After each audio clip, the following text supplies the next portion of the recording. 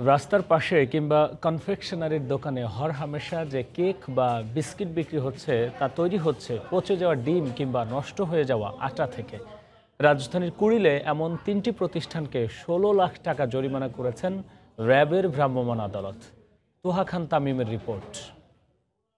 Cake বানানোর এই ডিশে প্রায় হাফ ইঞ্চি করে ময়লার স্তর পড়েছে।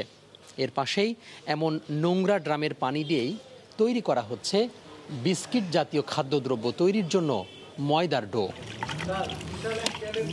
শুধু তাই নয়, কাপড়ে মেশানো রং দিয়ে অবলীলায় তৈরি হচ্ছে নাড়ু সহ বিভিন্ন মিষ্টি জাতীয় খাবার।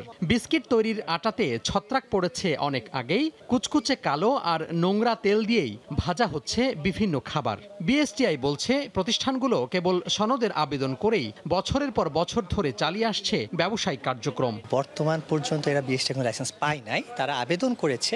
আমাদের নিয়ম হচ্ছে আবেদনের পরে ফ্যাক্টরিটা ভিজিট করা হয়, তারপর মানটা পরীক্ষা করা হয় পণ্যের। তারা এখন পর্যন্ত পুরো প্রক্রিয়াটা কমপ্লিট করতে পারে নাই, কিন্তু তারপরও বিএসটিআই লোগো ইউজ করে বাজারজাত করছে। তাদের ভাষ্য মতে এটা ৩-৪ মাস চালাচ্ছে, যদিও এটা কোনোভাবে সম্ভব না।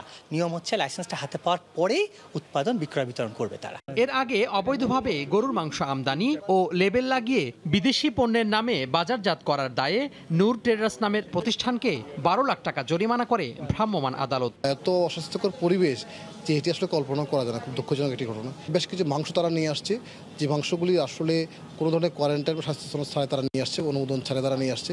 পাশাপাশি কিছু পণ্য আসলে কোটাজাত পণ্য যেগুলি যেভাবে রাখার কথা সেভাবে তারা না রেখে এমন একটা অবস্থা রেখেছে সেখানে প্রচুর ময়লা টলা জমি আপনার কোটাগুলি নষ্ট হয়ে গেছে। এসব পণ্য রাজধানীর ৫ তারকা হোটেল সহ বিভিন্ন নামি দামি রেস্তোরাঁয় সরবরাহ করত বলে জানায় র্যাব।